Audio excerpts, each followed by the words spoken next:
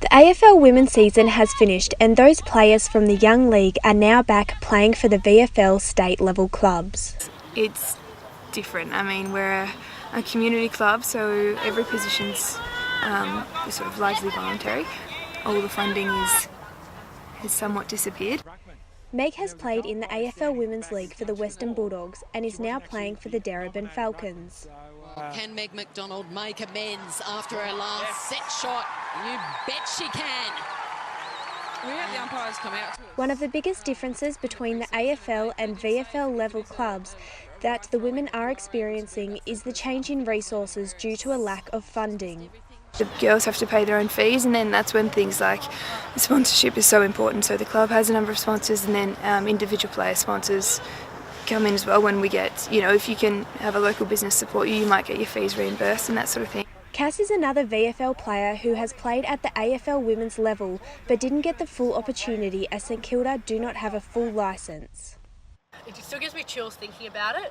I'm always speechless whenever I talk about it because it was kind of like the taste of playing AFL, playing under an AFL club.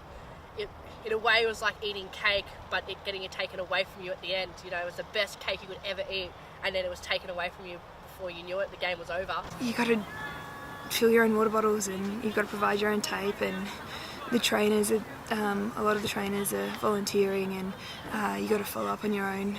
The people that are here are fantastic, but you can't afford to have the amount of physios and the amount of support stuff that you would otherwise have. Guys, they do get paid, and that just is because of years and years of development through the men's, and I'm sure the women's will reach that as well. At the moment, we don't get paid. It is still considered an amateur league.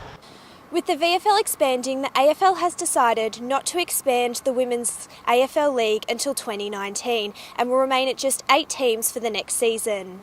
However, clubs are given the opportunity to apply for a licence, with special consideration being given to clubs such as Geelong and St Kilda.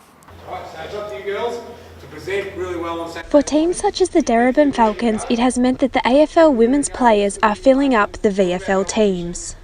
We've got 16, 17, 18, around that, AFLW listed players playing at our state level. The expansion was quite upsetting because it does, limit how many girls will be drafted this year, which I guess makes it harder to get drafted this year, and every single girl wants to be drafted this year.